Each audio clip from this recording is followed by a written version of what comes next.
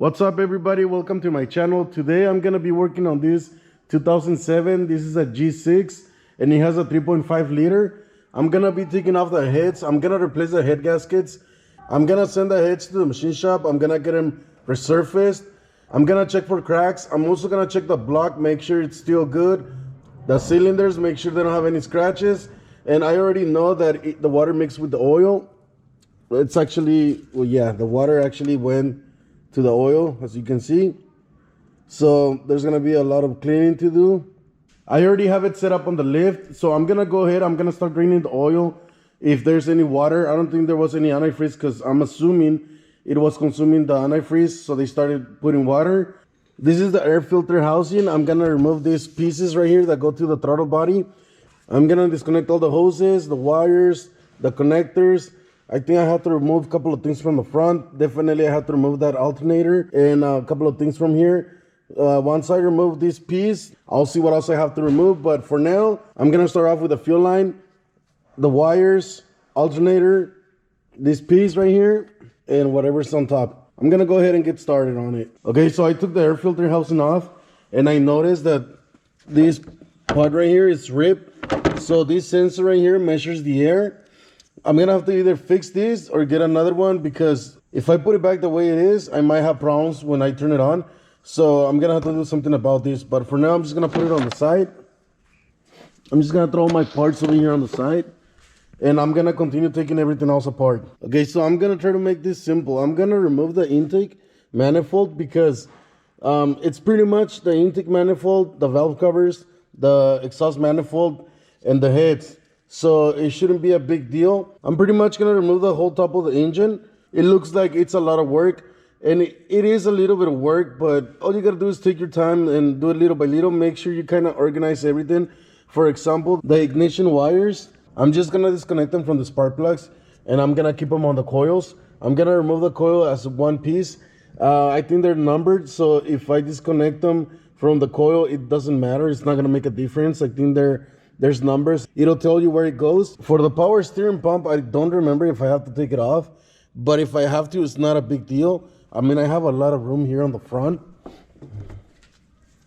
There it is. So there's a lot of room on the front. You guys will see right now, it's pretty simple. It's just pretty straightforward. So I'm gonna go ahead, I'm gonna take everything off. I'm gonna put the harness on the side, and I'm just gonna disconnect everything that I can from the top. I just took the alternator off. And what I'm gonna do, I'm just gonna keep all the bolts together. So these are the bolts for the alternator. And then here's the other two that go on the back. I'm gonna go ahead and remove the intake now. And there's also another bracket that I have to remove. This one right here.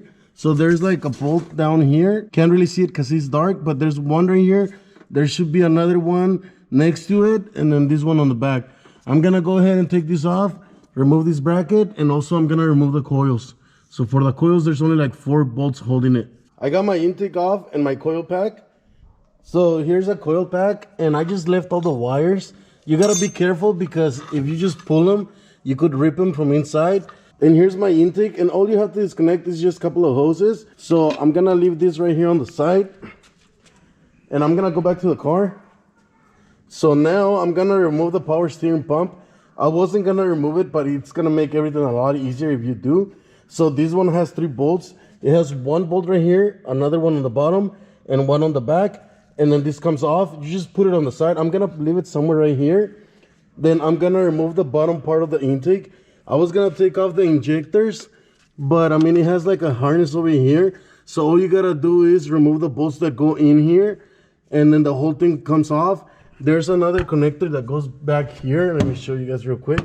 There's a connector down here, so I'm just gonna disconnect it and I'm gonna remove the whole thing. So there's another wire running to the bottom. It might be a knock sensor, I don't know, but I'm gonna remove the intake and then I'm gonna disconnect whatever that is. I'm just gonna move the intake to the side. So first the power steering pump, then the intake, and I'm gonna remove the whole thing with it. I removed the power steering pump, I just put it on the side, and I found the other connector. So pretty much the other connector goes to the crankshaft position sensor. So I'm gonna go ahead and disconnect it right now, and I'm gonna completely remove the intake.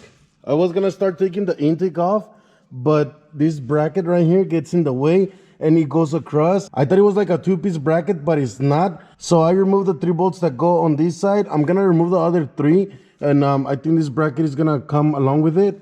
Once I remove this bracket, I should be able to take the intake off. I finally removed the piece that goes in front of the motor. I was gonna remove the intake, the bottom section of the intake, but I noticed that there's bolts over here on the valve cover. So before I remove this piece, I have to remove the valve cover. So I'm gonna go ahead and remove the valve covers. Then I should be able to remove the intake. And after that, all I have to remove is the exhaust, unbolt the heads, and that should be it. So, I mean, it looks like there's a lot of work involved, and there is, but they're pretty simple. For the most part, pretty straightforward. So I'm gonna go ahead and start removing those valve covers. Now that I got my valve covers off, I'm finally gonna be able to remove the bottom section of the intake. So I'm gonna remove the whole thing. I'm gonna remove the fuel rail with the injectors and the harness. I finally got that intake off, and I'm able to see the rockers and the push rods. I'm gonna take them off. I'm gonna keep them in order. Last thing I gotta do is remove the exhaust. I'm gonna unbolt the exhaust, and I should be able to remove the heads. I'm also gonna remove this bracket. There's a sensor. There's another bracket right here with the bolt holding it. So I'm gonna take all of that off and remove the shrouds from the manifolds, unbolt the manifolds. I'm not gonna completely take them off. I'm gonna leave them there. I'm just gonna break them loose underneath so that they could have some play and I could move them around. Once I remove the heads, I'm gonna go ahead and take them to the machine shop. I'm gonna have them inspect the heads. If everything's good with the heads, all I'm gonna do is just resurface them, check for cracks, and make sure the valves don't leak. If everything checks out good, I'm just gonna bolt them back on. Before I bolt the heads back on, I'm gonna check everything on the cooling system. Radiator, hoses, thermostat, water pump, everything related to the cooling system, because this happened for a reason and I'm not fixing that issue. I'm only replacing the head gaskets for now. I'm done removing the manifolds. As you can see, they're loose already. So as soon as I remove the first bolt, let me show you guys. As soon as I put the ratchet on with the socket, it snapped.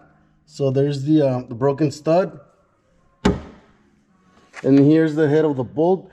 I'm not gonna reuse the bolts because I don't want any of them to break when I bolt everything back on, and then I have to deal with the stud. So I'm gonna go ahead and get new ones.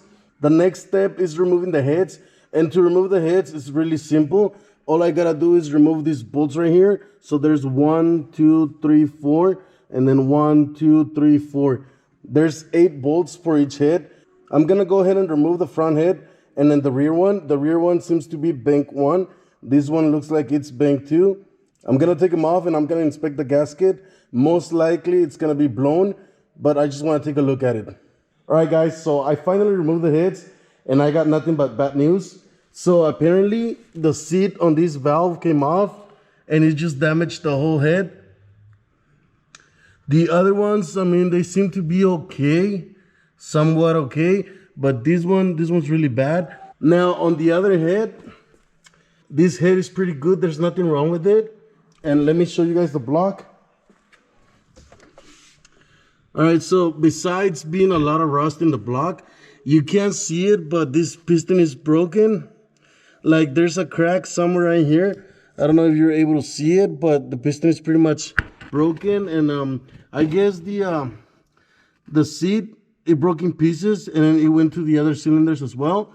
Now if I go to bank 1, the only thing about bank 1 is that there's a lot of rust, but I mean, I could have still gotten away with it with the rust, but there's nothing you can do about a broken piston. So I think this is gonna be it for this car. I'm not gonna continue working on it no more, because if I really wanna get it running, I'm gonna have to swap that engine. And that's a decision that I can't make. I'm gonna have to wait for the owner to see if he decides to go ahead and replace the motor, or I mean, it's gonna have to go to the junkyard. But we'll see what happens. All right, guys, so that's gonna be it for this video. Thank you guys for watching. Don't forget to subscribe. If you guys have any questions, let me know, and I'll see you guys next time. Thank you.